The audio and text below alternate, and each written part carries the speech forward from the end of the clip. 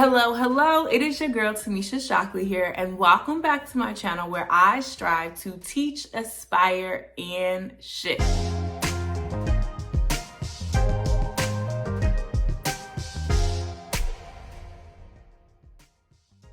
For today's video, we are gonna jump right in. We are talking about whining. So we're gonna talk about in this video why your child whines, the role that you play and your child whining, aka what you can be doing to help alleviate that whining. And then we're gonna talk about 2 outcomes that may happen in result to you implementing these things, you understanding why whining happens. So the question that I'm sure we have all asked, I know I've asked this about my students, why and where did this whining come from? And oftentimes whining occurs within a child when they realize that they notice this is something that they can do that's going to get our attention. When they may ask for something in a regular speaking tone, we may ignore them. We may, take our time responding.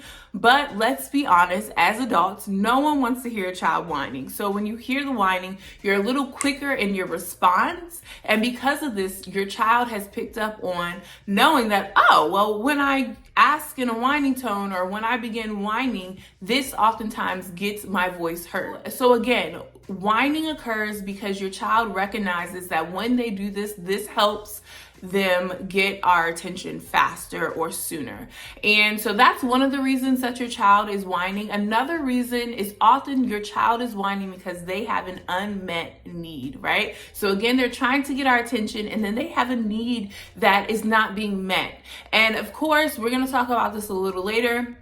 There are going to be times when there are needs that, we can take care of and address right away. And there are also times when there's a need that they may have that we're not able to handle or address right in those moments, but we're going to talk about what we can do in those situations. We understand the why, which is, they want our attention, they have an unmet need. So now let's talk about the role of the adult in these circumstances. The first role that we play as the adults is to bring the peace, bring the sense of calm. So we need to make sure that our emotions are under control, they're regulated. So when we're addressing and we're interacting with a child who may be whining, they may be escalated in their emotions. So they may be crying, they may be screaming, but it's done in a whining tone. We need to make sure that we are calm. So whether that's taking a deep breath, whether that's counting to 3 or 10, whether that's taking a step away, the first thing you want to make sure is that when you are stepping into the situation, you are calm.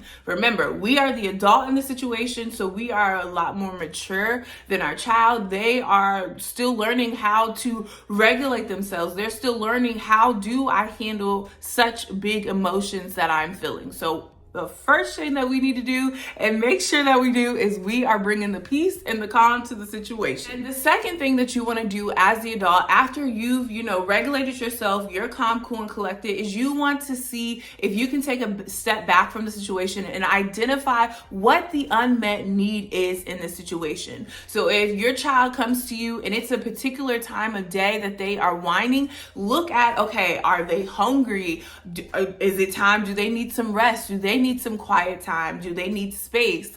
Is this a time when, maybe if I'm able to rearrange my schedule or their schedule to have them go out and have a play date with someone or go to some sort of outing. Look at the situation at hand and be able to identify key factors that may be tying into them whining, maybe the source of their whining. And again, remember, it's oftentimes some sort of unmet need. So again, are they hungry? Are they sick? Are they tired?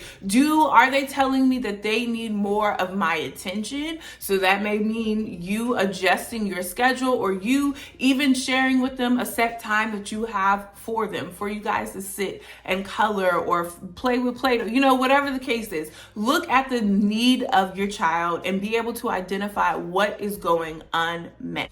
Now, the third thing that we're gonna do in moments of whining, or how to kind of reset that mood, that moment, this timing, is you are gonna do exactly that. Try to reset the moment. Try to reset the scene, reset the narrative. I know I do this a lot of times in my classroom. If I have a student who's just having a rough morning or they had a rough drop off, I'm like, hey, you know what? Let's just take a moment.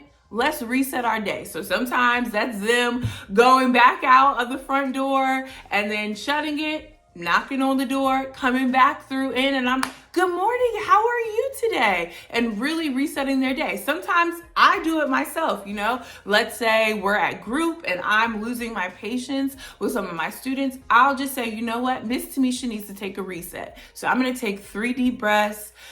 I'm gonna calm myself down, and then we're gonna try again. So again, you wanna look at the moment. And a perfect example is, let's say your child wants more snack, right? So they've finished their first helping of snack and they want more. So they come to you, oh, Miss Timmesha, I want more snack. Or they're just coming to you, and they're holding their cup, but they're not communicating what they need. This is a perfect teaching moment for you as the adult to say, hey, it looks like you are in need of something. You know, if you would like more snack, please say more snack, please, or I would like more snack, please. Now, this is going to depend on a few things. It's going to depend on where your child is developmentally. And where their communication skill level is. So again, you're gonna adjust this to work for your child or your children. And now, once you set this principle and you communicate to them what it is they need to do in order to get more, you're gonna be left with 2 responses. This is either gonna escalate the child's behavior even more, and they're gonna, and they're gonna start whining even more. It's gonna be a whole thing. Or your child is gonna relent and they're gonna say, oh, that's all I have to do. They're gonna say, okay, may I have more snack, please? Now, if your child chooses or they respond in the first method where they begin to escalate even more, they begin to whine even more, this is when, again, you as the adult, you need to stay calm, cool, collected. And this is when you just reiterate to them, when you are ready to ask, when you are ready to use your words to ask for more, I would love to give you snack. I would love to give you more. I would love to help you. So again, you're setting that principle and that standard for them, letting them know, hey, I hear the need, I see the need, but we have been working on using our words. So this is what I need you to do to communicate to me, you know? And again, you can let them know, hey, when you're speaking in this tone, I can't understand with your words what you need. So when you're ready to say more snack, please, or more, please, then I would love to be able to help you get more. So again, you are remaining calm, cool, and collected. You are setting that tone for them, letting them know, hey, I hear the need, I see the need. I would love to help you, but this is what I need you to do first. So it's kind of implementing that first and then. So first, you know, use your language, use your words, then I can help you. Then I can know what you need. And you're doing multiple things in this. The first thing you're doing is you're really teaching your child, emphasizing to them the need to use their words. And the second thing that you're doing is you're giving them the opportunity, the space to do so. And you are also, as the adult, showing them, practicing, you're showing them, when I'm calm and I'm using my words, then those around me can understand what I need. Then those around me can understand what I'm trying to say, then they can help me. So I hope that these tips and these tricks helped you. Please remember, as the adult, our rule is to stay calm, cool, and collected. I'm telling y'all, I have had to remind myself of this continually, that I bring the peace, I bring the calm. These are little kids. They are learning how to navigate all of these emotions and these things that they are experiencing. And they're also learning how to communicate what they need, right? And so our role as the adult is to be calm, cool, and collected, to really help them identify what it is they need, help them reset the situation, and then give them the language and the tools to use in order to get what it is they need. Please be sure that you are subscribed to my channel so you don't miss any of my future uploaded videos, and I will see you guys in my next video. All right, take care. Bye-bye.